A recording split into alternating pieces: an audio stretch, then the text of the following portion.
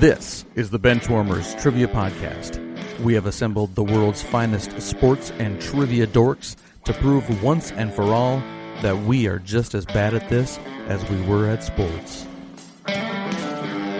Hello, everyone, and welcome to the Benchwarmers Trivia Podcast, sports trivia for those of us who rode the pine.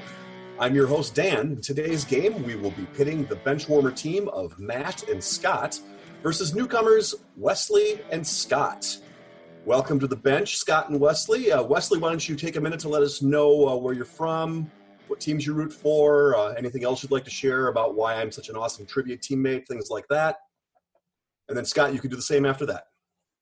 All right. Well, as Dan said, my name's Wesley Wells, and Dan and I are trivia teammates on our geek ball team called the Sin Six, which is probably a little closer knit than most geek ball teams. It's been kind of a fun ride over the past 2.5, 3 years, getting to know these guys and become friends deeper than just trivia. I live in Fayetteville, Arkansas. Recently moved there from St. Louis. Woo Pig! Woo Pig! That is my main team. I love the Arkansas Razorbacks, the 2018 College World Series champions, -1 out. Oregon State begs to differ, Wesley. -1 out. And I don't love professional sports other than the MLB. I'm a huge Cardinals fan. I've got teams in the other sports that I kind of root for, but you won't catch me watching a whole lot of non-college sports other than my Cardinals. All right, and Scott, go ahead and introduce yourself, please. Hey, Scott Barber from West Virginia, checking in again with the Sinister Six with Dan and Wesley. Like Wes said, has been just a heck of a ride, and we're a pretty tight knit group, like you said, and I mean, couldn't say it any better. It's been a heck of a ride, and I'm looking forward to years and years more of playing trivia with these guys. They've become really, really good friends of mine in a very quick amount of time. I'm a West Virginia native, WVU fan, Marshall fan, and also, strangely enough, Boston everything fan. My mom's family's from Boston, so I'm sort of dyed in the wool with all four of the at least three of the professional sports teams out of Boston. And so that's a little bit about me. Are you going to tell us your NFL team? Oh, well, the NFL team is actually sad. It's Cincinnati Bengals. And I blame my uncle who got me onto all the other Boston teams early.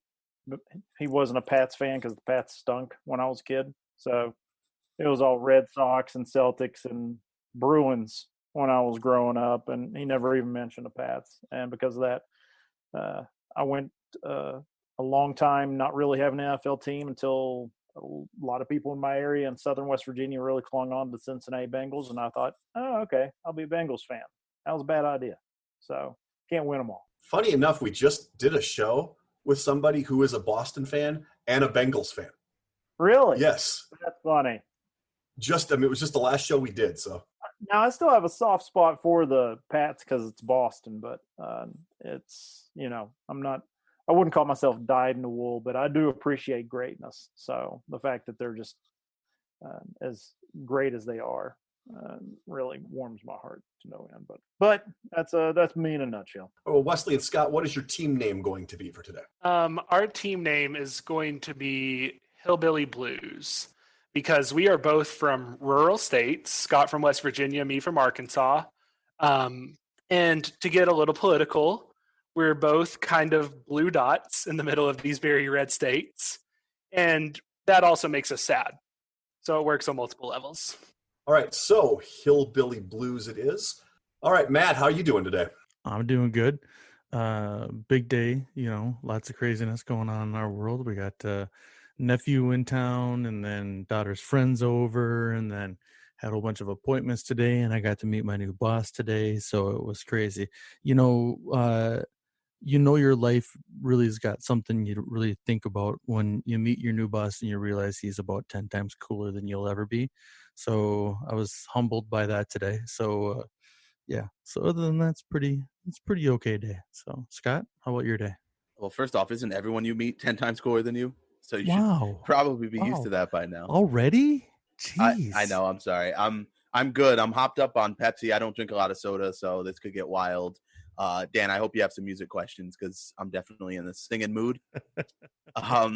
My birthday's tomorrow, so I'm looking at this one of two ways. This is either going to be an early birthday present if I win, or if I lose horribly, like I've been known to do in the past, I can drown my sorrows in some delicious birthday cake. So I'm good either way. All right. And Scott and Matt, what is your team name going to be today? This is fitting because it is tomorrow. Our team name is going to be Happy Birthday, Scott. All right. So today we've got Hillbilly Blues versus Happy Birthday, Scott. Now on to the rules. We will be starting off with the tailgate to warm up the teams. This will be followed by 4 quarters of play, each with a different trivia style. The styles of quarters 1 through 3 will change from show to show, and I will explain them as we go along. Like any good sporting event, we will have a halftime show after the second quarter with entertainment questions pertaining to sports. And in the fourth quarter, our teams will wager from the points they've accumulated to see who are today's clipboard captains, to be honored like the true benchwarmers they are. All right, let's get this game underway. Time for the tailgate, consisting of 3 warm-up questions worth 10 points each. Question number 1. Who were the 2 starting quarterbacks for the Cincinnati Bengals in their 2 trips to the Super Bowl? We've never done this before. Can we just check in with a first name? No, I'm not going to let you do that.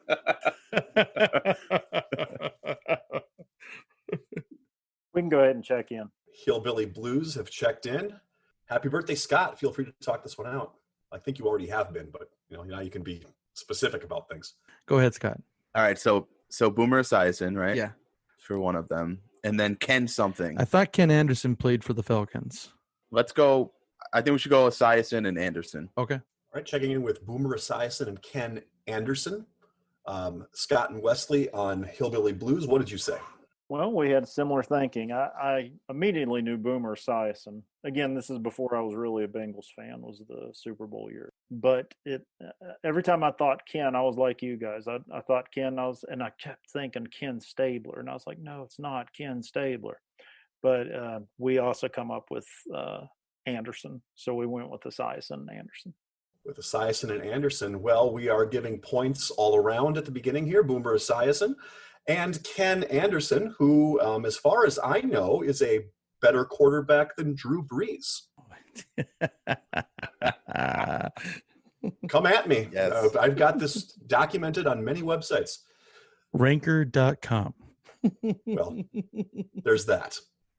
Moving on to question number 2. 5 men have defeated Mike Tyson during his 50-6 career. Who is the only person to claim 2 victories against Iron Mike? Dan, we can check in. Hillbilly Blues have checked in, leaving Matt and Scott to talk it out. I feel like it's one of those 3 names we have there. I think it's Evander Holyfield because I know he beat him once when Mike took a bite out of him. Then I think he beat him before that, though, once, and that's a part of why Mike was so frustrated was because he was getting beat again. But I don't know that. That's my logic. I don't know that for a fact. That's pretty good logic. Buster Douglas, I thought Buster Douglas totally went downhill after he lost his belt after he beat Tyson the first time. I don't know that he ever really boxed much more. I have no idea about Lennox Lewis. Lennox Lewis I always think of him as being just at the end of the Tyson era is when Lennox Lewis started coming in. I don't think Lewis would have faced him twice. Yeah, no, I like your logic with Holyfield. I think I'm good with that. All right, we're going to check in with Evander Holyfield. Checking in with Evander Holyfield. Hillbilly Blues, what did you check in with? We also went with Evander the Real Deal Holyfield.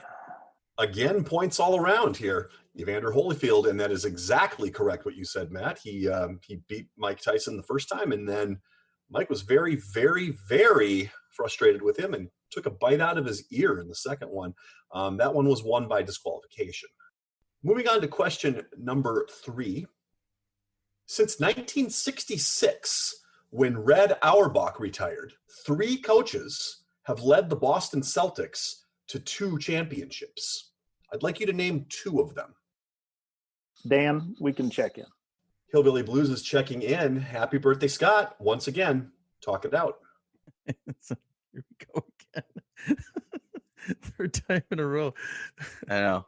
Well, like I said, I'm 90% sure that Bill Russell, because after Auerbach retired, it was in the question, Dan, what year was it again? 66? 1966. Yeah, they won the next two, I'm pretty sure, after that, because Bill Russell won as a coach. I know he was a player coach, yeah. Yep. I feel good about that one.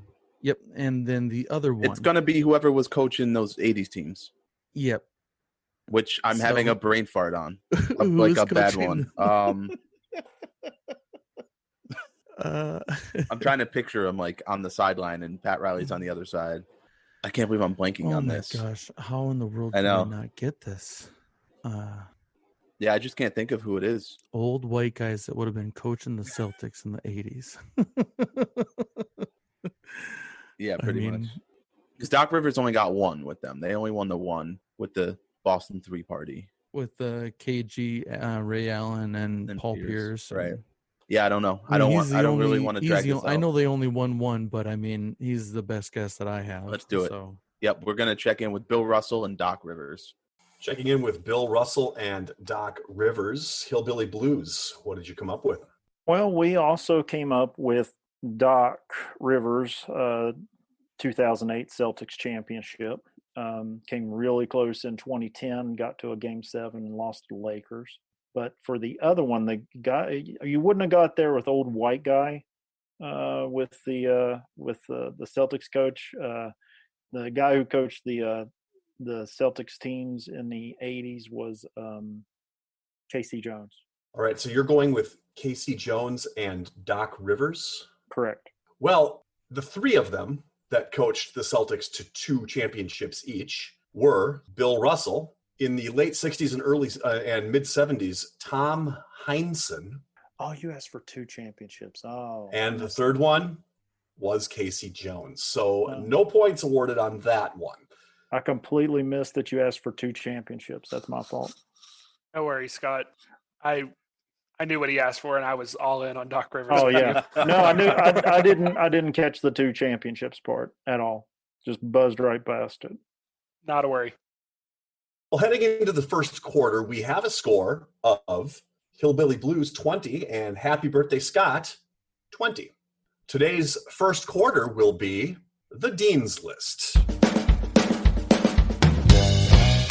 The Dean's List.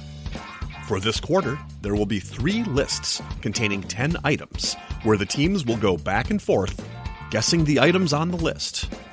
If a team guesses incorrectly, the other team can attempt to finish out that list. Each team is allowed 1 mulligan to be used after an incorrect guess. Each item is worth 10 points.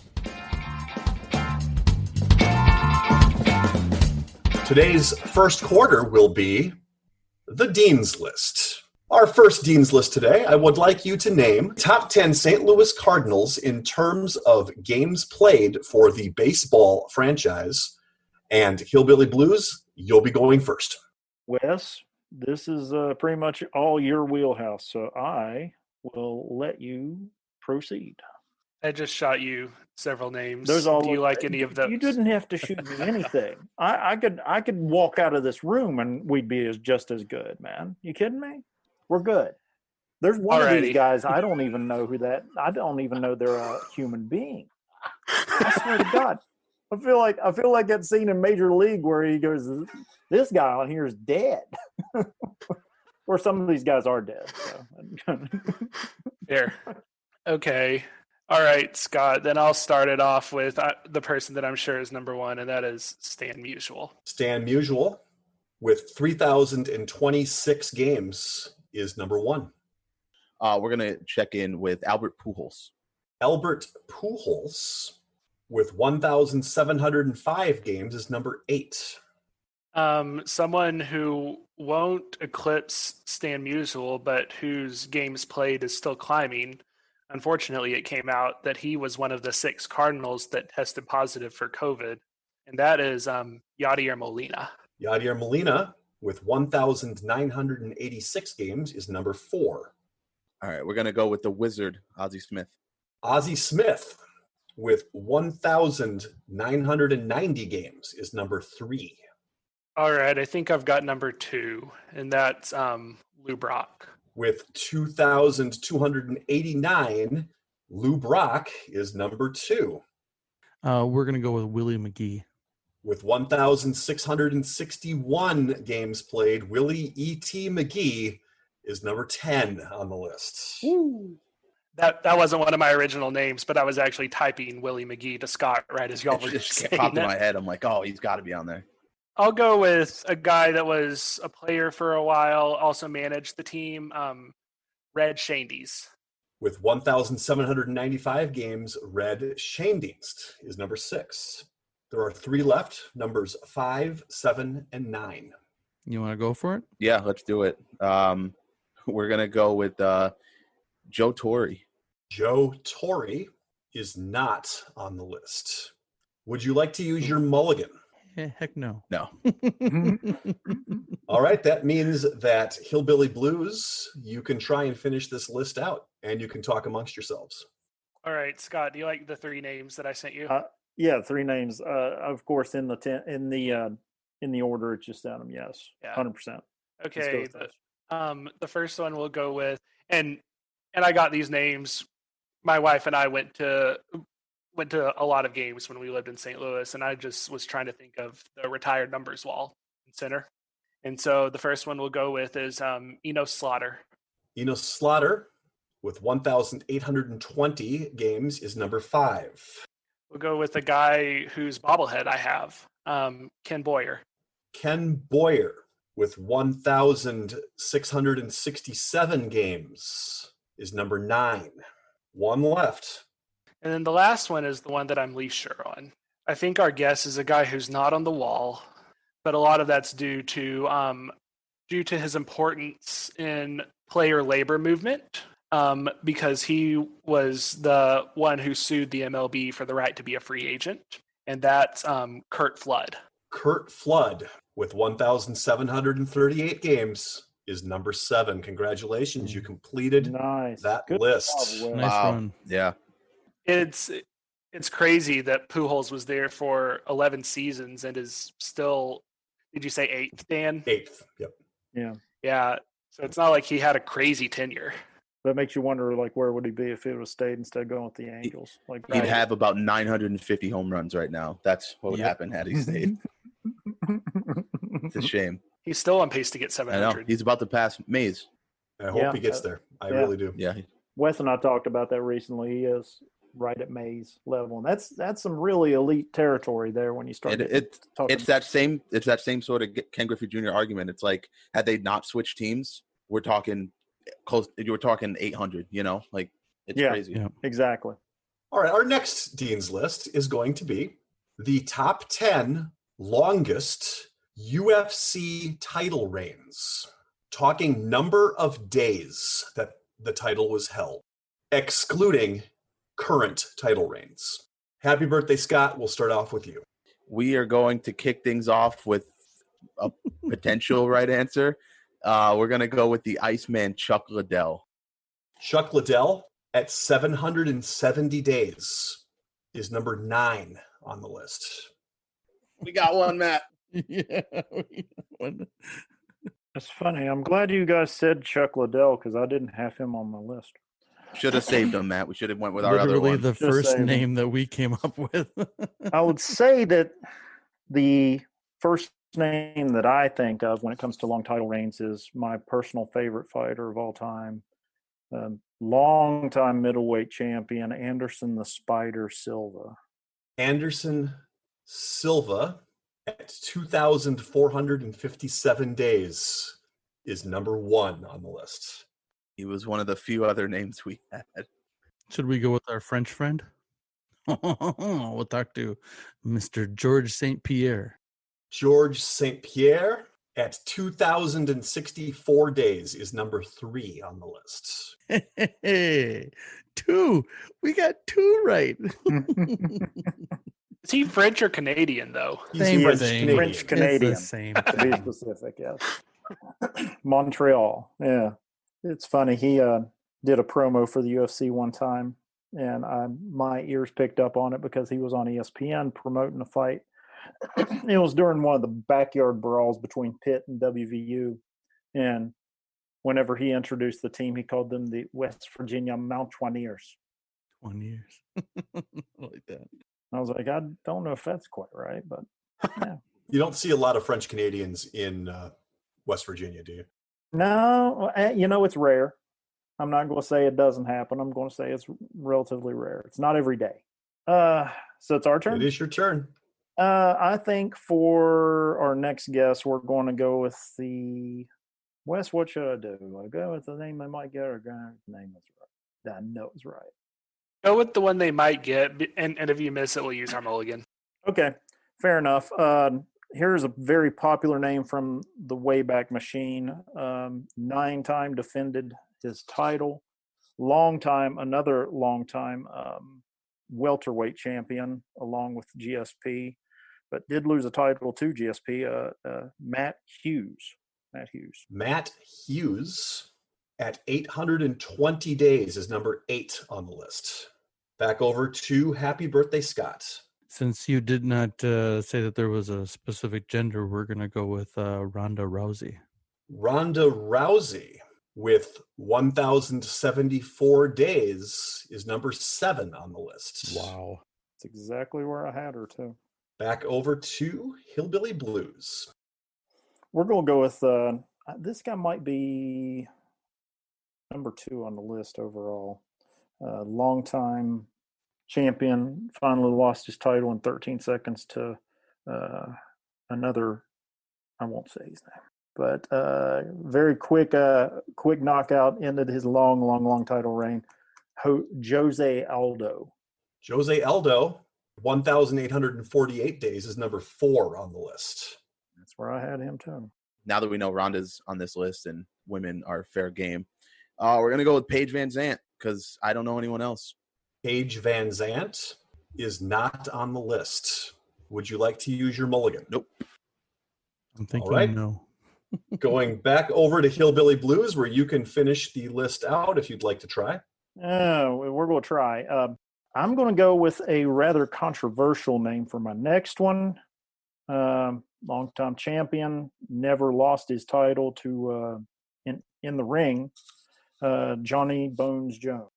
John Bones Jones with 1,501 days is number 5 on the list.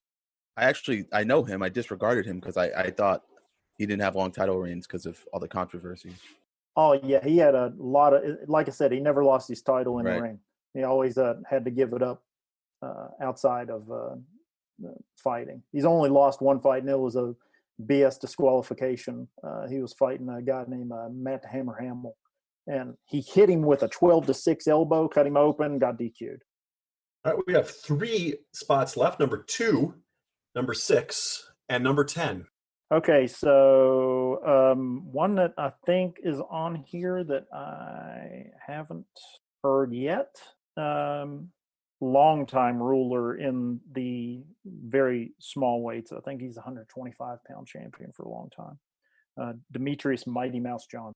Demetrius Johnson at 2,189 days is number 2 on the list. So Lucky Johnson would have gotten y'all one. Lucky Johnson would have gotten y'all. Yep. Number 6 and 10 are left. So the next name I have on my list is the longest reigning heavyweight champion of all time. But the funny thing about heavyweights is no one had ever defended it more than 2 times before this guy did. He's not Croatian, but he's got a Croatian name. But he's actually from Ohio, as he'll let you know after he wins. He does the OHIO chant. Stipe Miocic. Stipe Miocic? Yes. Is not on my list. Oh, wow. Would you like to use a mulligan? No, I think we're about used up. All right. I think we're good. Well, the other 2 that were not named, at 1,260 days at number 6, Tito Ortiz. Oh, my God. Tito. I know him. I wasn't thinking the old guys, yeah. And at number 10, at 703 days, you might be thinking of a different one, but this one was Frank Shamrock. Not Ken, Frank. which will move us on to our third Dean's List of the day. Hey, this is future Dan breaking in. One of the pitfalls of having multiple rotating hosts on this show is that every once in a while a duplicate question from a previous episode sneaks its way in. Yeah, this is one of those instances. I would like you to name the top 10 English/Premier Cup winners from 1889 to 2020. So the teams that have won the English/Premier Cup the most times since 1889. And we'll start with Hillbilly Blues. Okay, the one who I believe holds it the most, has the most overall. They just won their first Premier League recently, and that is the team that I support. You'll Never Walk Alone, Liverpool. With 19 titles, Liverpool FC is number 2 on the list. Oh, they had the most. Over to Happy Birthday, Scott. That first one's got to be on that list. Dan, we're going to go with Manchester United. Manchester United, with 20 wins, is number 1 on the list. All right, we'll go Chelsea. With 6 titles, Chelsea is number 7 on the list. Oh, okay. Well, 6 is with Chelsea, you said, and they were what number? They are number 7, and there is actually, there is a 3-way tie at 6. So they're one of the ones that are tied at 6. Okay, I think another one that might be tied at 6 is Manchester City. Manchester City, also with 6, is on the list. That's correct. We'll say Arsenal. With 13 titles, Arsenal is number 3 on the list. Yeah, you just took her last one. It's the only other one I knew. Yeah. We're going to go with Everton. With 9 titles, Everton FC is at number 4 on the list. Shout out to Philip Sanford, the only Everton fan that I know. I think I'm about spent. Scott, I haven't sent this one to you yet, but I think you've told me that I'm good to go. I trust you. One that hasn't been as good lately, but I know we're in the top flight for a long time before they recently got relegated, and that's Aston Villa. Aston Villa, with 7 titles, is number 5 on the list. Good job, Wes. The one I was just sent to Scott. Well, back over to Happy Birthday, Scott. I think I'm spent too. There's always the Tottenham Hotspurs, but I don't think they've won more than like 3 or 4. So Hey, 4 might make the list, dude. Yeah, let's go with Tottenham Hotspurs. Tottenham Hotspur is not on my list. Yeah. I'm assuming you'd like to use your mulligan? Yeah, let's use our mulligan and come up with a... I have no idea. A lot of these ones now deeper are stretching back into the olden times that I have no idea. Supposed to be your wheelhouse, man. Yeah, it should be my wheelhouse, shouldn't it? Yeah, it should be my 40s era, Yeah. 40s era English football is not your yeah, wheelhouse? Isn't that everyone's? I thought that was just, Oh my gosh. I don't even know if they're in the Premier League anymore. I don't think they are, and I don't think that they have been for a long time. But a name that's popping into my head on some list from some time is Sunderland. Going with Sunderland with 6 wins. Sunderland is one of those teams tied at nice. 6. Good job. Nice. Blind squirrel, right? Nice get. Yeah. And a thing about Sunderland, if I may, there is a series on Netflix called Sunderland Till I Die. I would highly recommend watching that. It is about the Sunderland team coming off of relegation from the Premier League and how they're dealing with that. It is an excellent, excellent show. All right, there are 2 left, Hillbilly Blues, if you want to take a shot at them. Yeah, I'm just going to start guessing teams that have some sort of significance that I know about. So I'll go with a team that most people are surprised to find on a list of teams that won the Premier League, and that will be the Blackburn Rovers. Blackburn Rovers with 4 titles, is tied for the 9th and 10th spots. Oh, jeez. Nice. Good All right. job. 4 is the 9th, huh? 9 and 10, huh?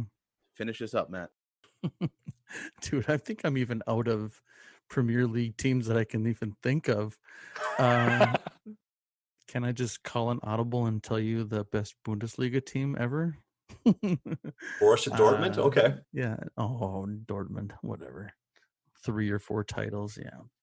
There's got to be some other London-based team that's not just Arsenal, right? We'll just call it like South London Football Club or something. Some London team just got promoted to the Premier League. They won the tournament. It was at the FFFC or something. So we'll say the South London Football Club. The South London Football Club, surprisingly, is not on my list. What? It's a travesty. What? So we'll It's the Queen's favorite team. Come on, man. We'll shoot it back to Hillbilly Blues, who have 2 shots at getting this last one. Wow. Yep, and I just sent Scott my 2 guesses. The first one, because I freaking love their name, is the Wolverhampton Wanderers. Wolverhampton Wanderers are not on my list. Okay, Mulligan time. worth a shot. The other one, I said I was going to guess teams with significance.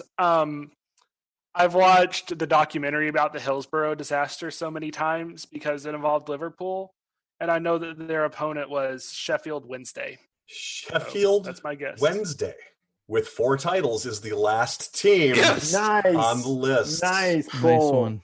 I had no reason for guessing them in terms of winning titles. It was just they were the other team in Hillsborough. Very well done.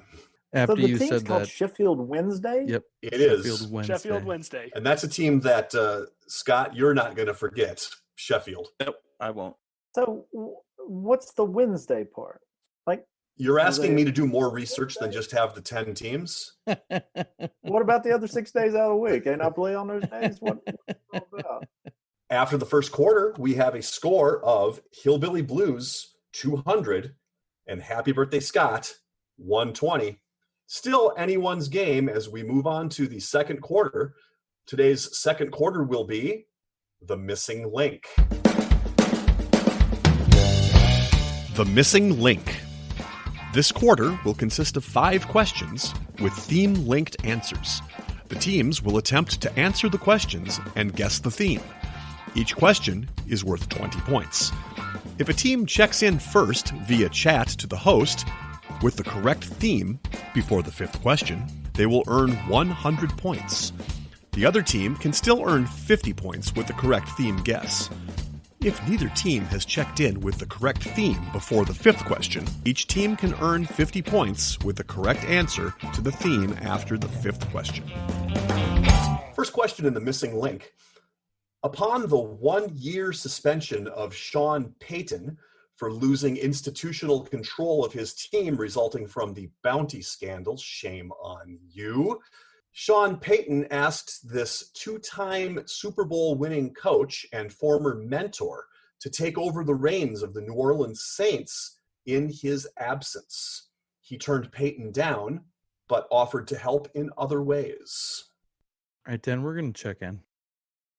Happy Birthday Scott has checked in for the first time today. Hillbilly Blues, feel free to talk this one out. Okay, Wes. I'm just trying to think of 2 Super Bowl winning coaches, 2-time Super Bowl winning coaches. Who would have a tight relationship with Sean Payton to start with? All right, you want to go? Let's go with your answer. Okay. I mean, it was your answer first, but we'll go with Jimmy Johnson. Check in with Jimmy Johnson. Checking in with Jimmy Johnson. Let's go back over to Happy Birthday Scott. What did you say? We checked in with Bill Parcells winning the 2 Super Bowls with the Giants in the late 80s and 1991, I think it was. Well, one team is getting points on this one. Sean Payton came from his coaching tree along with other coaches, and that is Bill Parcells. Question 2 in the missing link. This 5-time All-Star first baseman and 1993 National League batting champion spent time with the Expos, Cardinals, Rockies, Braves, Rangers, Giants, and Angels during his 20-year playing career? Okay, we'll check in. Hillbilly Blues has checked in. Happy birthday, Scott. Feel free to talk this one out. Wow. Yeah, it's a lot of teams. So 20 years? Yep, 20 years. You think Andres Galarraga played for 20 years Nope. in Major League Baseball? I don't, but he's the only guy I thought of that played first base for the Expos, the Rockies, and the Braves. Oh, I didn't know he played for the Expos. And I think he also played for the Giants as well. I don't know about the rest of them. I mean, I just remember him as a Rocky. So, all right. So let's assume that the teams are in order here, right? So played last for the A's, won a batting title in 93, probably played, through the late with 90s. The Rockies. Wait, no, when was the Rockies' first season? That was 93. No, Yeah. he won the batting title. In 93. Right. Well, if we assume the teams are in order, then he probably won the batting title with either the Expos, Cards, Rockies, or Braves, because then he's got 2 AL teams and a stint with the Giants. I don't know, dude. Just in the effort of time and our guests getting bored, let's just go ahead and go with Galarraga, even though it's probably wrong. All right. We'll check in with Andres Galarraga. Checking in with Andres Galarraga. Hillbilly Blues, what did you say? Well, I immediately said to Scott that it's Andres Galarraga, so that's what we went with. All right. Points all around on that one. It is Andres Galarraga, who did win the 1993 National League batting title with the Rockies. So the 2 theme answers we have so far are Bill Parcells and Andres Galarraga. Question number 3.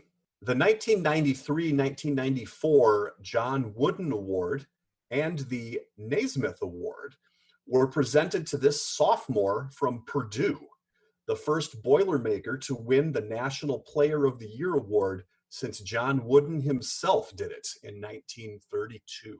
We can check in. We can check in this answer. Happy birthday, Scott is checked in. Hillbilly Blues, you can talk it out. What's funny is I should be able to get this because that's right around the Dream Team time. It was right around the Dream Team time. So let's try to back into that. It wouldn't be Shaq. It wouldn't be Leitner. Wouldn't Who be, else no. was? Because I thought Leitner was the 93 Naismith Award winner. 92, 93. Yeah. I would have bet my house that Bobby Hurley won it the next year, but I guess not. Unless they give out – now, this is just my ignorance here, but unless they give out the same award for women's basketball. They do.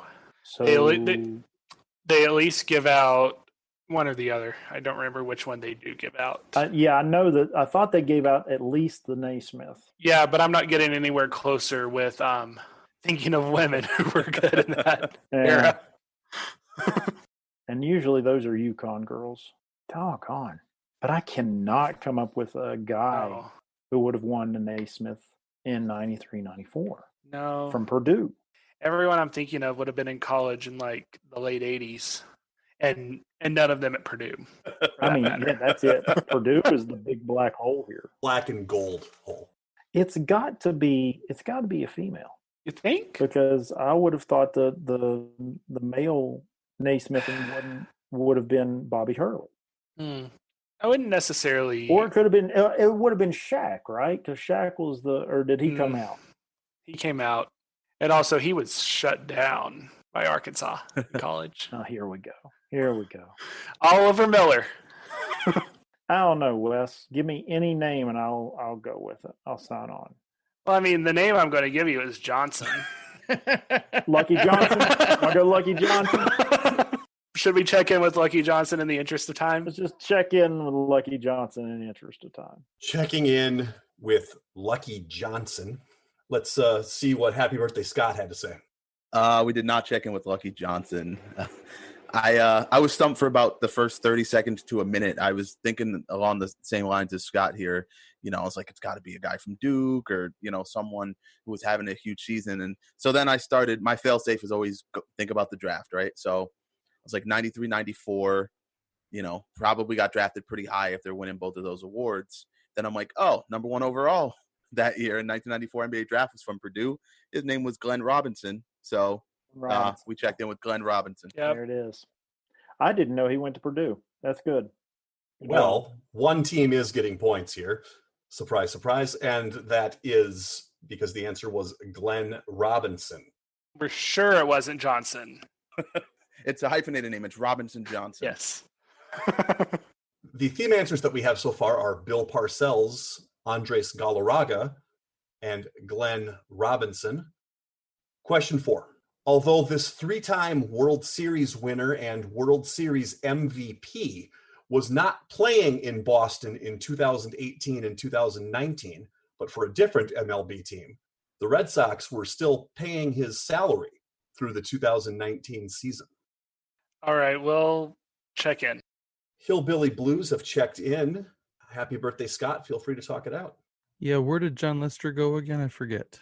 He's on the Cubs. That's right. So 3-time World Series. So has to be He won. 07, 11, and 13, right? That's when they... Didn't they win their first one in 04? They did, but Lester wasn't on that team. Yeah, because they won it 4 times in the last, 17 years or something like that. Yeah, so who else was on some of those teams? It's not Ellsbury, I don't think. No, because he signed that huge contract with the Yankees. So the Red Who's Sox the catcher? Veritek. Well, he's been retired for some time now. Yeah, that's what I thought. Bill Miller's gone, Todd Walker's gone, Minnesota Twins Todd Walker. The one that makes the most sense is John Lester. Let's go with it. Does it answer that question? Does it go with the theme? No. Not that I know of, at least. I mean, maybe, but the only one that goes with the theme is someone that wasn't playing in 2019. But even those other names you came up with, you didn't come up with what the theme related thing then too. Right. Would tie in. Yeah, if that's even right. So. Yeah. You want to just go with Lester? Let's do it. All right. We're going to check in with John Lester. Checking in with John Lester. Hillbilly Blues, what did you say? Well, Scott sent it over quickly and then said, I can't say it, you'll have to. I'm still mad about it. And then repeated in all caps, still mad about it. And so I am saying on Scott's behalf, Pablo Sandoval. One team getting points here. The correct answer is Pablo Sandoval, who went to play with the Red Sox and sucked and got cut and then went back to the Giants. And now until this last season, the Red Sox were paying his salary. Completely forgot about him. Still mad about it. Still mad about it. I'll never get over Pablo Sandoval. It's my Macho Grande. So the theme answers so far are Bill Parcells, Andres Galarraga, Glenn Robinson, and Pablo Sandoval. Question number 5. In August of 2012, this former Heisman Trophy finalist and Chuck Bednarik Award winner was dismissed from his college team ahead of his junior season for violating team rules. He was then drafted by the Arizona Cardinals in 2013, reuniting him with his former college defensive backfield mate. All right, we can check in. We're also checked in. All right, both teams have checked in. So, Hillbilly Blues, what did you say? We said that he was reunited with Patrick Peterson from LSU, and we said Tyrann Mathieu.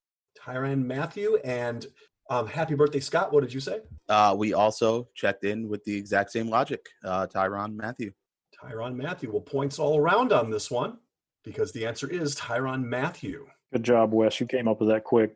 Our missing link on this one, with the answers Bill Parcells, Andres Galarraga, Glenn Robinson, Pablo Sandoval, and Tyrann Mathieu. One team checked it in after question number 2, and one team checked it in after question number 5. Both of them checking in animals in their nicknames.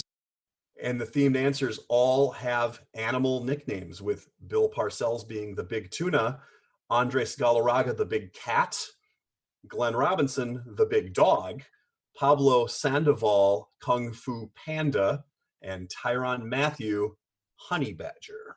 Hillbilly Blues checked it in after 2 questions, so they will be getting the 100 points. Very nice. And 50 points for Happy Birthday, Scott. Going into halftime, we have the scores of Hillbilly Blues 360, Happy Birthday, Scott 250. Still a great game and still anybody's game as we head into halftime. It is now time for the halftime show. There will be 5 entertainment questions pertaining to sports, with each question worth 20 points. Question number 1 in halftime. Name the 1992 film based on this IMDb review. Chester Lee must take on the coaching duties of his company's employee daughter's soccer team in order to impress his boss. Desperate for success, he enlists the aid of a ringer, his fiance's son. Wackiness ensues. We can check We're in. checked in. Also, I'm mad at you because I literally had a question about this in my next game. Happy birthday, Scott has checked in, and Scott is mad at me. Great. Happy birthday, Blues. Happy birthday, Blues. That's what I'm about to have if you keep taking all my questions. Hillbilly Blues, feel free to talk this one out.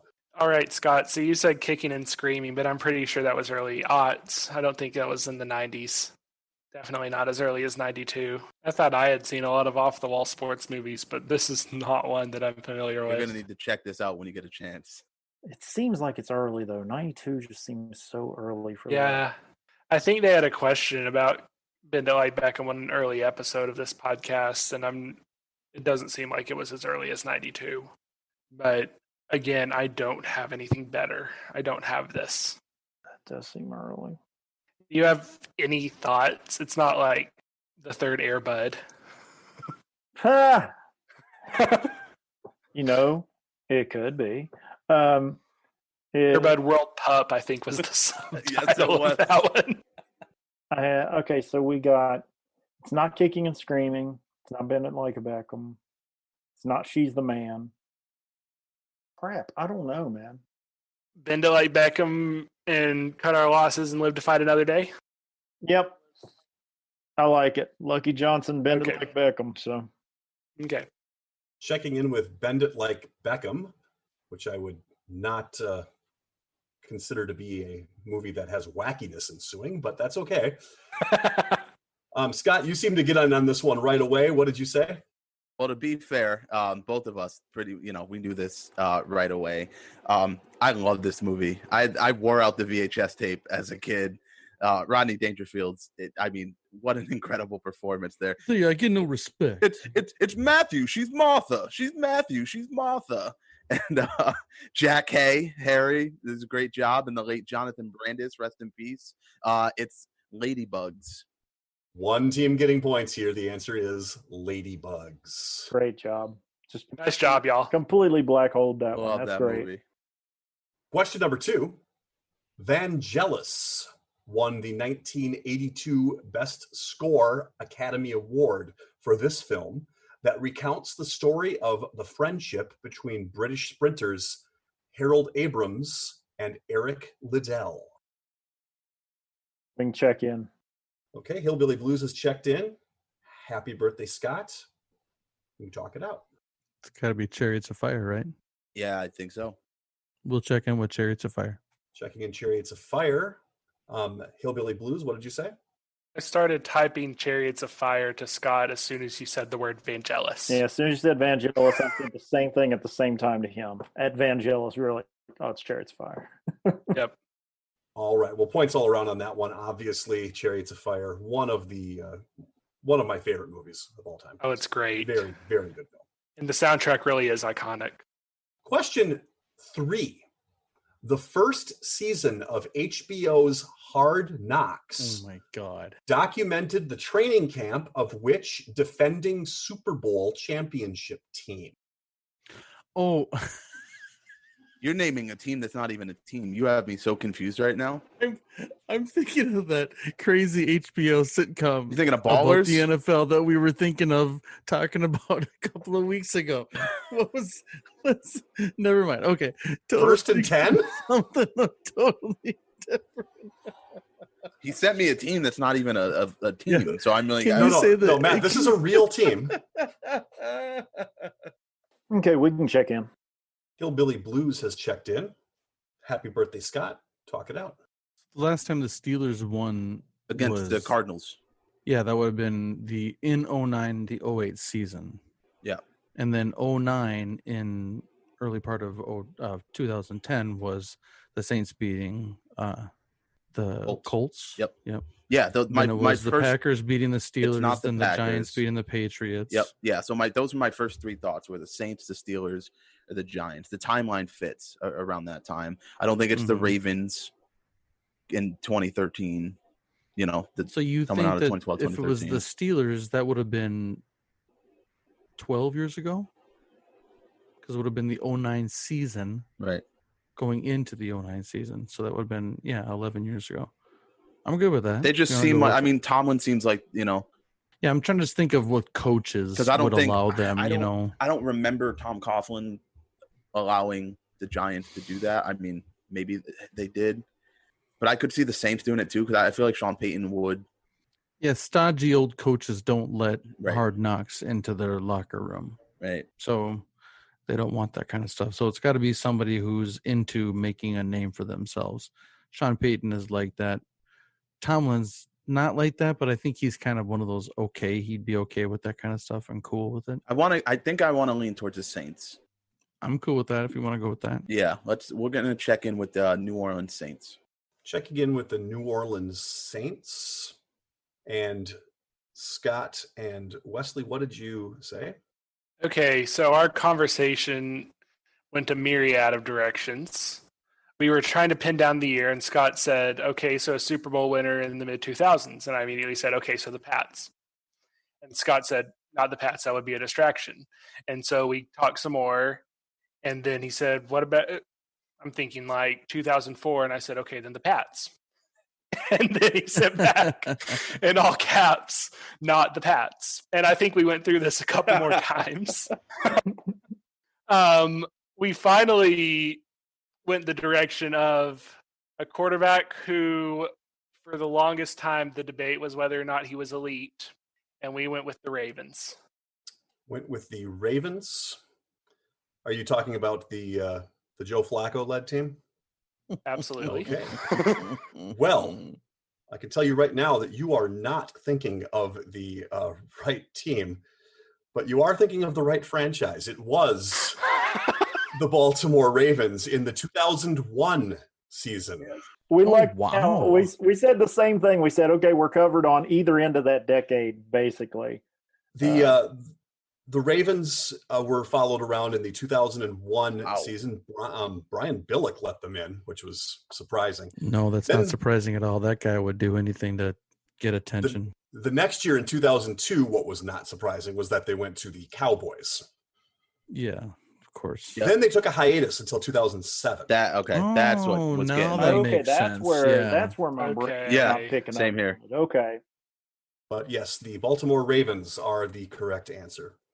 Question number 4, 2010's Ode to Pittsburgh Sports, Black and Yellow, and the 2011 Retort, a nod to a certain Wisconsin-based football team of which I will not utter the name, Green and Yellow, were released by which two artists, respectively? We can check in.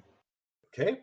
Happy Birthday Scott is checked in, and happy birthday Scott with that question, apparently. Hillbilly Blues, feel free to talk this one out. All right. So in the middle of the question, Scott and I both sent to each other Wiz Khalifa.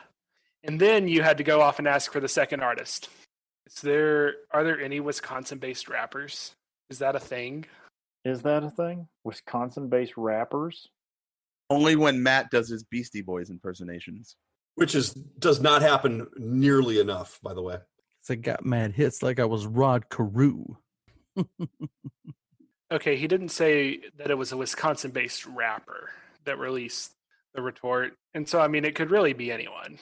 I mean, maybe like Drake. Oh, God. Is that something Drake would do? I think I immediately Pavlov to Toronto, but they don't have a football team. Do you think he'd jump on the bandwagon of the Packers for whatever reason? Yeah, I mean, we know Drake's a rapper who's into sports. Yeah, but I don't see him as being a Green Bay Packers clinger on. Yeah, I mean, I don't have I don't a either. whole lot. Do you want to go Wiz Khalifa and Drake? Hey, you know what? Interest time. Let's just do it. Okay, Dan, we'll check in with Wiz Khalifa and Drake. Wiz Khalifa and Drake. Happy birthday, Scott. What did you say? So obviously black and yellow Wiz Khalifa, right? Everybody knows that. Dan, you surprisingly left out White and Navy, the New York Yankee remix by Fabulous in this question. But Green and Yellow was done by Lil Wayne, Wheezy. He's a Packers fan, even though he's from New Orleans. He actually raps that in the song. So I don't need to really say anything else except for points to Happy Birthday, Scott on that one. The answer is Wiz Khalifa and Lil Wayne. Lil Wayne is very, very famously a Packers fan. Not that famously. Right. It's not famous enough, apparently. Word's not getting out in the hillbilly states. That's all I'm saying. Question 5. Saved by the Bell's favorite jock, A.C. Slater, is known to play 3 different sports for the Bayside Tigers, even though 2 of these sports traditionally are played during the same season. Name the 3 sports. Yeah, we'll check in. All right, happy birthday. Scott has checked in. Hillbilly Blues, what do you got? All right. I know he was involved in wrestling. That was the primary sport. I'm pretty sure the other 2 are football and basketball. And that's what we're going to go with. Football, basketball, and wrestling. Okay, you're checking in football, basketball, and wrestling. And happy birthday, Scott. What did you say? Yeah, we said the same thing. Known for wrestling and played football and wrestling and basketball the same season. So it went football, wrestling, basketball. All right, points all around on that one. It is football, basketball, and wrestling. All right. Job, Very Scott. good. All right, heading into the second half, we have a score of Hillbilly Blues with 420. Happy birthday, Scott, with 330. Again, anyone's game. We'd like to take a minute to invite you to follow us on Facebook, Instagram, and Twitter at BenchwarmersTP. We also have a Facebook group for fans of the pod called The Bench. Join us there to comment on the latest episodes and share cool sports facts and trivia. If you'd be willing to rate and review us on iTunes or Stitcher, we'd greatly appreciate the support so that other people may find this podcast. Thanks. As we're going into the third quarter, David and Goliath. David versus Goliath. This quarter will consist of 5 pairs of questions, 1 easier, David, and 1 harder, Goliath. After hearing both questions, each team will pick one of the 2 questions to answer, either David or Goliath. Each David question is worth 20 points, and each Goliath question is worth 50 points.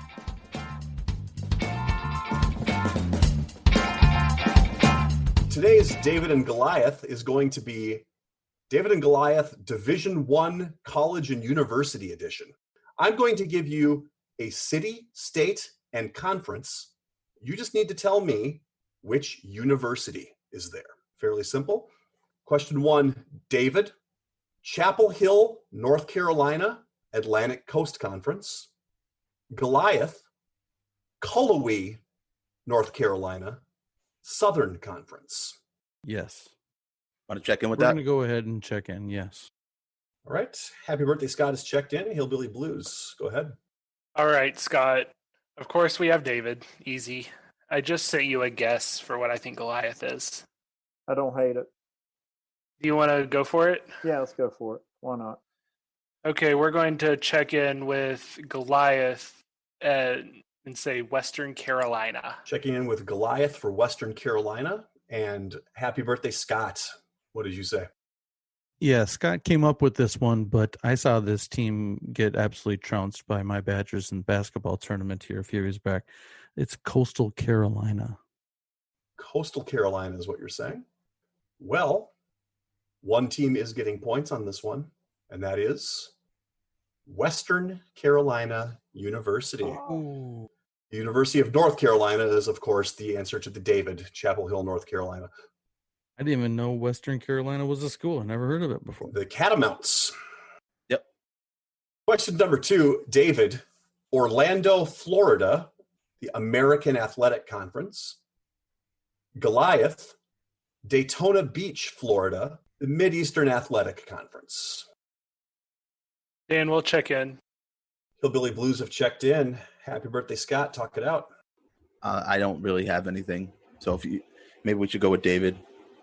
We're going to check in with the David, and we're going to go with UCF, the University of Central Florida. University of Central Florida. And Hillbilly Blues, what was your answer? Okay, so Scott and I were talking, and I immediately said the MEAC is HBCUs, and I knew that Florida A&M is in Tallahassee, and so I kept thinking, and I believe that it's Bethune-Cookman that's in Daytona Beach. Well, the answer to David is indeed the University of Central Florida, and the answer to Goliath is Bethune-Cookman University. Wow. Great job, Wes. Yeah, very impressive. Question number 3, David, New Brunswick, New Jersey, the Big Ten Conference, and Goliath, Teaneck, New Jersey, the Northeast Conference. Dan, we'll check in. Hillbilly Blues has checked in. Happy birthday, Scott. Go ahead. Ooh. I'd say we just go with Rutgers, man. Yeah. You know, I passed many a sign on my way to various vacations that say Teaneck, New Jersey. Never thought to stop in and visit the university. So that's my bad. Yeah, let's just do it. I don't know what it is, so I don't think I'm going to get it, even if we sat around here throwing stuff out for 20 minutes, so we were not going to get it. So we're going to check in with David and say Rutgers. Checking in Rutgers University and Hillbilly Blues. What did you say? When you started in New Jersey, I was thinking that you were going to go to the America East, because my first thought was the New Jersey Institute of Technology. The Highlanders are in the America East, but then you didn't. And so I had to recalibrate a minute, but I landed on Fairleigh Dickinson for Goliath. Checking in with Fairleigh Dickinson. Okay. The answer to David was the Rutgers University. And the answer to Goliath is not mostly Dickinson, but fairly Dickinson. Not all the way Dickinson, but also not no Dickinson. Right, exactly. They're fairly Dickinson. Question number 4, David. Philadelphia, Pennsylvania, the Ivy League. Goliath, Bethlehem, Pennsylvania, the Patriot League. And we'll check in. Okay. Hillbilly Blues has checked in again. Happy birthday, Scott. Talk it out. We're getting hammered here. So obviously the David is Penn, right? Yep. All right. Man, I'm trying to think of the Patriot, right? That's like Bucknell. Right? They're in the Patriot. Are they? I don't know. I don't know either. What conference is Howard in? Isn't Howard No in idea. that? Aren't they in that in the Philadelphia area? Yes. Are they in Philadelphia or are they in a suburb? Don't know. It's got to be Massachusetts schools, right? Philadelphia, Massachusetts, New Jersey, New York. Yeah. I have no idea. Yeah. Why don't we just go with Penn? Let's just go with David and we'll say Penn. Yep. Checking in Penn for David. And Hillbilly Blues, what did you say? Bethlehem, Pennsylvania is Lehigh. And the answers are Philadelphia, Pennsylvania is the University of Pennsylvania, or Penn, and Bethlehem, Pennsylvania is Lehigh University. I'm just going to say this, Dan, you realize that there are universities like, west of the Appalachian Mountains, right? There's Appalachian. same thing. No, it's not. Say Appalachian. It's a soft A, because if you say Appalachian, we'll throw an Appalachia. That's okay. Well, you're a long way away. You have a strong arm. So, But yeah, so they have more universities. Like where you're from, Dan, Minnesota. Yeah. How about I go west of Appalachia right now? Okay, sounds great. Question 5, David. New Orleans, Louisiana, the American Athletic Conference, and Goliath, Lake Charles, Louisiana, the Southland Conference. All right, we're going to check in with Goliath. All right, checking in. Hillbilly Blues, you can talk it out. Okay, so I immediately sent Scott that I thought it was Northwestern State, but I wanted to think about it for a second. And then I remembered Northwestern State is in Natchitoches. Well, of course it is. That sounds like a real place and not totally made up right now by you. Not to be confused with Nagadush in Or Natchez. Texas. It's a soft day. Yeah, see, there you go. Makes a difference. Right? But I think that Lake Charles is McNeese State. All right, checking in with McNeese State. And happy birthday, Scott. What did you say? We have to make up ground here, so I just threw something out there, and I'm pretty sure Lake Charles is in like the southeastern portion of Louisiana. So I said Southeast Louisiana State University. Southeast Louisiana State. Well, Southeast Louisiana is a university. Well, surprisingly, one team getting points here, and that is because the Goliath answer is McNeese State University. We also had for the David in New Orleans is Tulane. So y'all will appreciate this. As soon as I said that this has taught me I watch way too much college sports, my wife immediately texted me, "Say it louder for the people in the back." After the third quarter, we have a score of Hillbilly Blues 670. Happy birthday, Scott, 390. So we have had quite a bit of a shift in score, but you're not out of reach yet. So The fourth quarter, known as Put Your Fours Up. This quarter consists of 5 categorized questions that teams will wager up to 100 points each, not to exceed their current point total.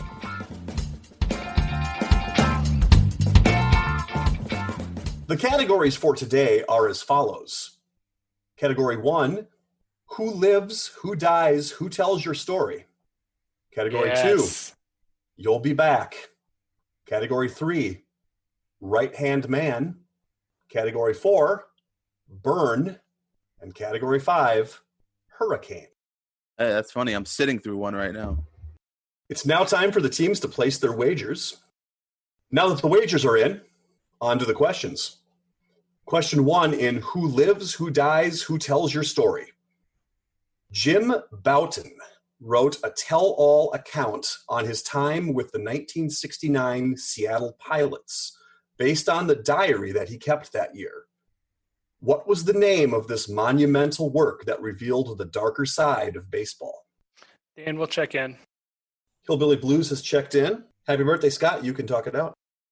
That's what you think it is, Matt. Check it in. Okay. Yep. We are going to check in with ball 4 for a monster 5 points. Checking in with ball 4 and Hillbilly Blues. What did you say? We also checked in with ball 4 for 100 points.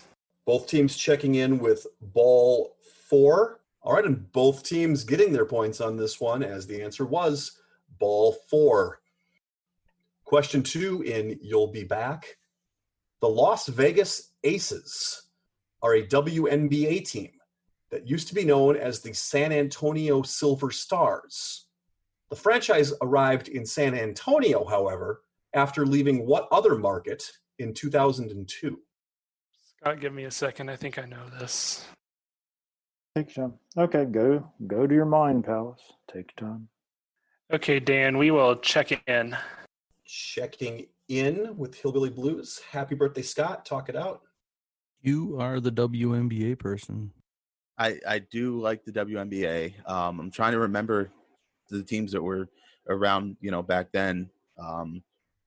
Obviously, the Liberty, the Comets, the Washington Mystics, the Detroit Shock, all of them. So it's not any of them. It's not Phoenix Mercury. It's not the LA Sparks, Seattle Storm. I believe there was a team, the Sacramento Monarchs. It could be them. I don't know if I really remember them lasting much longer. I'm just trying to think of the Indiana Fever, but it's not them. Connecticut Sun, it's not them. I'm trying to think of big cities and thinking if there's a team, a big city that I'm missing. The Dallas Chaparrals. What was that name? The Chaparral. I listened to that this morning and I was like, this guy doesn't know what he's saying. I don't know. Let's check in with the Sacramento Monarchs, and we wagered 100 points. Checking in with the Sacramento Monarchs for 100 points. And Hillbilly Blues, what did you say? So Dan, just to be clear, you asked what market they moved from, right? I asked from the market. Yeah. Oh, I think I have the team name, but I'm not as confident on it. Okay. I think that they were called the Utah Stars, Starzz, because I think I've had a question before about an NBA and WNBA team in the same market who both had names that ended in a double Z. And so we locked in with the Salt Lake City, Utah market. Okay. Locking with the Utah Salt Lake City market for 100 points. Well, they basically did the opposite of what the Minnesota Dallas NHL connection was. They were the North Stars moved and became the Stars. In this case, the Silver Stars came from the Utah Salt Lake City Stars with 2 Z's. Again, Wes, killing it. Carrying the team, man. Nothing new there. Yeah. Cheers, bud. Jeez. Question 3, right-hand man. Between 1976 and 1979, Steve Carlton made 140 starts for the Philadelphia Phillies. 128 of those starts included this battery mate, the backup to Bob Boone, who would eventually go on to be in the broadcast booth for a record 24 World Series. Yeah, we can check in, Dan. Okay, Happy Birthday Scott has checked in. So Hillbilly Blues, talk this one out. Okay, Scott, you're absolutely correct. It's funny because both Carlton and this guy started with the Cardinals or played with the Cardinals, but also spent a more significant amount of time with the Phillies. Actually, this guy's time wasn't more significant with the Phillies. Either way, it's Tim McCarver. All right, checking in Tim McCarver for how many points? A hundo. 100. Happy Birthday Scott, what did you say? Yep. So I knew it wasn't Joe Buck. So who's his broadcast partner for all those years? Tim McCarver. And we also bet 100 points. All right, well, the answer to this one is yes, Tim McCarver. I fell down a rabbit hole of personal catchers and realized that there's a lot of them out there. Yeah. Doug Mirabelli. Javi Lopez was the main catcher for Greg Maddux, but Eddie Perez. That's it. Thank you. Yeah, Javi Lopez was the primary catcher, but Eddie Perez was Maddux's Always catcher. call it Maddux. Yeah. Yep. And McCarver now calls Cardinals games. He's not on National Fox anymore, but That's right. So I watch him all the time. He doesn't call every game as color, and I like the ones where he doesn't call better than I like the ones where he does call. Smart. That's a good call. It's funny, like usually the older ones, I like the younger guys when they do the color commentary. However, when Jim Cott does the Twins games, I like Jim Cott a lot. He has a lot of insight, but he played baseball for like 700 years. Danny Gladden is still my favorite, so he's one of my favorite players of all time. Yeah. So play-by-play, then on the radio too, yeah.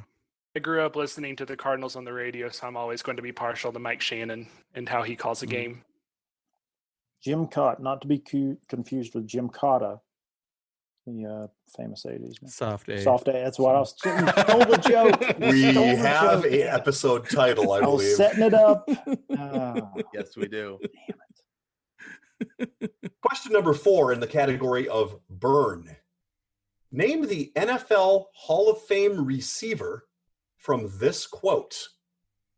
The one thing I did learn at Florida State, I learned to talk trash. Believe that. We're checked in. All right, Hillbilly Blues is checked in. Happy birthday, Scott. Talk it out. Struggling on this one. I'm just trying to think of Florida State, right? Hall of Famers, period, is what I was throwing out there. Oh, I was like, that's why he's throwing these names out. I'm like, I'm just trying to think to jog my memory of other Florida State. Right. I have a feeling that this might be an older player, like from the 70s or 80s. Dude, we might have to tap on this one. I mean, I got a lot of names in my head, but none of them are from Florida State. Yeah. Dion Sanders did play wide receiver for a couple of games, but he's not, and he was known to trash talk, and he's from Florida State. I don't know that he played wide receiver at Florida State, though. Did he? I don't think it's Dion. That seems too easy. Yeah. Let's check in with at least with a Florida State receiver. We got a Bengals fan here, Florida State. We're going to check in with Peter Warwick. Peter Warwick? Mm-hmm. Whose bust you can see at in Canton, I'm sure. Checking in with Peter Warwick and Hillbilly Blues. What did you say? All right, so we went back and forth on this. We said the same thing about Dion, that he was a wide receiver at Florida State, but he wasn't a wide receiver primarily in the NFL. And Wes astutely pointed out that one of my favorite players was at Florida State for about 0.15 milliseconds in between stints at Notre Dame and Marshall University. Straight cash homie. We thought it was Randy Moss. How many points did you bet on this one? We win 100 points for trash talk. And we bet 50. Well, the one thing that he did learn at Florida State for the cup of coffee he was there was how to trash talk, and that was Randy Moss. Good job, Wes. Wade talked me into that. I can tell you this, Randy Moss knew how to trash talk before he ever got to Florida State. I saw him at DuPont High School in Bell, West Virginia. That dude was for real. The best high school athlete I've ever seen in my life. That video of him at Marshall where he just runs away from everyone. That's the Army game. Yeah, the Army game where he hurdles the guy. Yeah, he was a monster. I had 50-yard line tickets to those games, man, when I was at Marshall. And I saw him at Bell up against 5'4" slow dudes that were right out of the holler. I mean, it wasn't fair, man. Am I crazy, or did he also run track at Marshall? Dude, okay. 2 seconds. I got the story here. This is a great Randy Moss story, right? This is a true story. So Randy Moss ran exactly 2 days on Marshall's track team, and it was for the Southern Conference Championship. His freshman year, Marshall was still in the Southern Conference in 1AA. The coaches just kept on in his ear. You can come run track for us. You can run track for us, and they blew him off. He hadn't run track since high school. He was state champion and everything in high school, but didn't even pursue it. And then they finally talked him into it. He said, I'll tell you what, if I show up, I show up. They're warming up the bus to go down to Chattanooga for the Southern Conference Championships, and out of the facility building walks Randy Moss.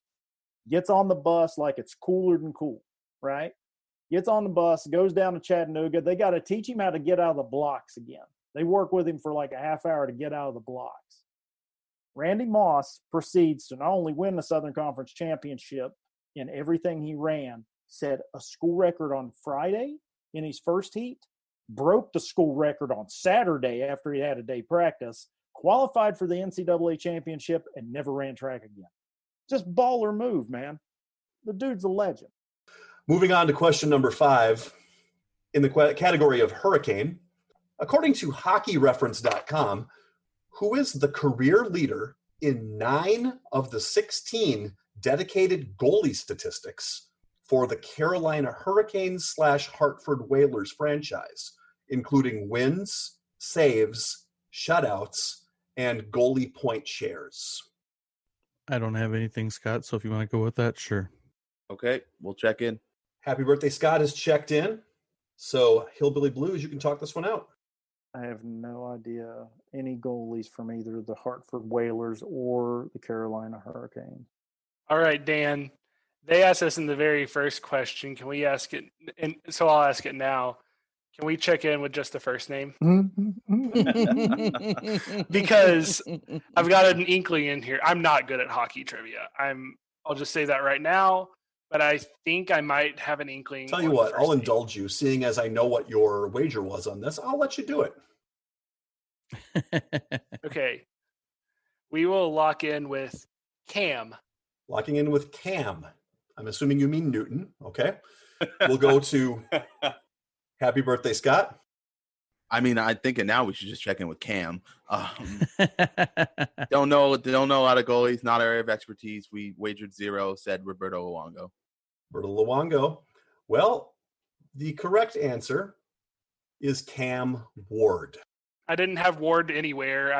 Something tickled in my mind that there was a guy named Cam that played goalie for the Hurricanes. I think it was like going around the horn, and one of the panelists kept calling him Mr. Ward. And when the Hurricanes were in the Stanley Cup, and finally Tony Reali was like, "Do you know his first name?" And they were like, "Cam." Spoiler alert on that one. Both teams bet 0 going into that one. And the game has come to an end, and here are the final scores. Happy Birthday Scott finishes with 345 points, and our clipboard captains of the game, who are receiving the coveted AJ Feely Award, with 1,070 points and a new Benchwarmers Trivia Podcast record. Woo! Hillbilly Blues. Woohoo! Hey. It's all Wesley No, Wells. it's not. man. What about those No, UFC even fighters? you All Wells, were all man. over a lot of these. Yeah. Yeah. I had That's 0 it. of The those. UFC is the only thing I ever brought. And you brought the Bengals quarterback's first question of the game. David versus Goliath is what killed us, man. Holy cow. Dan, I thought on the Sinister Six that Dan was the sports guy with Actually, Wesley. Phil's the sports guy. That's the crazy Oh, thing. really? Oh my gosh. Yeah, I'm a solid third on the Oh my Sin Six in gosh, sports. really? This Dan is and a Phil. sports heavy 6. Yeah, but we Let's never bring get, this- we never have sports questions, though. That's the problem. Yeah. Yeah, that's it. That's the problem is we don't get a lot of sports questions. Let's get the Sinister Six guys who don't know much about sports on this podcast. Oh, Jeffrey and Mike on here. As long as every question was about Daryl Strawberry, we'd be okay. That's Mike's go-to answer on anything sport. I still feel like Mike and Jeffrey could throw up a respectable showing. They probably could. Mike would definitely help in the halftime. Absolutely, he would. Jeffrey knows Everything. he's just been exposed to so much. And then Mike, if they gave like an out here and there, a back door into the answer that wasn't sports related, he's definitely got a shot. So Well, thanks, Wesley and Scott, for coming on. Good time. Thanks for having us. thank you for having us. This was a great time, man. Anything you'd like to say before we call it a night? This was a good time. I enjoyed it. Heck of a time. We really appreciate it. We love the podcast. And shout out to the rest of the Sin Six out there. I'm sure we'll be talking with y'all on a daily basis as we always do. So Warming up my vocal cords. Here we go. Matt and Scott, anything else? Happy birthday to you. Happy birthday, Scott. It is his birthday. It Oh, is but did you officially hear my this? birthday. It's Scott's birthday tomorrow. Yeah, right. I honestly, this was great, Dan. This was a great game, very well written. I love the halftime question about ladybugs. Obviously, no. I thought the missing link was great. I thought the theme was great. I thought the David and Goliath category for the schools was great. And my birthday present is Eric is no longer the record holder for points on this podcast. So Yay. what more could I ask for? So thank you, gentlemen, for that. You know, the funny thing about all that Wow. is that you guys, for as good as you did, right? You did leave 1, 2, 3, 4, 5. You did leave 5 questions on the table too. So the possibility you guys should come back and beat that record again. I think come back. I don't see I that think this is happening. probably about our ceiling. I think the questions lined up. Yeah. Now, if you get Wes and Philip on here, all all bets. Yeah. Good luck with Spoiler that. alert: in 2 weeks, Phil and I are going to be teaming up. So let's. Yep. That's when I expect the record to that's fall. dangerous. This is a nice 2 weeks. That we've Who's got writing this, that show? I think it's JJ actually. Yeah, Oh, it's JJ's. jeez. It's JJ's. That's gonna be fun. Points are going to be flying off the board in that I game. was gonna say. I could write a show just on 1890s baseball if you. Old Hoss Radburn. You've already done it. What do you mean you can? And they're done that, Matt. Yeah. Moses Fleetwood Walker. Sure. Right. What was your guy? Grover Cleveland Alexander. I got that right. Did Wesley? Did you get that one? Absolutely. Grover Cleveland Alexander Bogarts. I was yelling it. I thought that one was pretty easy, right? But it's just Pete Bogarts is what he goes by, right, or something like that. He goes by Pete. No, it Alexander. is. Pete Alexander. Yeah. Pete Grover Alexander. Cleveland there you go. Alexander went by Pete. Yeah. Yeah. Weren't you going with Grover Cleveland Alexander Yeah. Yes. Bogart? Yes. Was Yeah. it before and after? Yep. And I made the joke about how it was Ale Alexander, and I said, "Is a Grover Cleveland ale? Is that the first half of it? Is that like a?" I said, "Is a Grover Cleveland ale when you drink one, you have to have another beer in between getting the second Grover Cleveland ale?" I love it. That's awesome. As a fan of the ales, I'm all for that. Thanks for listening to the Benchwarmers Trivia Podcast, and until next time, we'll keep the bench warm. That ball hit high and deep. Stretch! Get on back there. They look up. You can put it on the board. Yes! Into deep left center for Mitchell, and we'll see you tomorrow night. That great music you're listening to is by Justin Nozick. Thanks to him for producing that music for us. You've been listening to the Benchwarmers Trivia Podcast. Make sure to check us out on all of our social media. We are at Benchwarmers TP.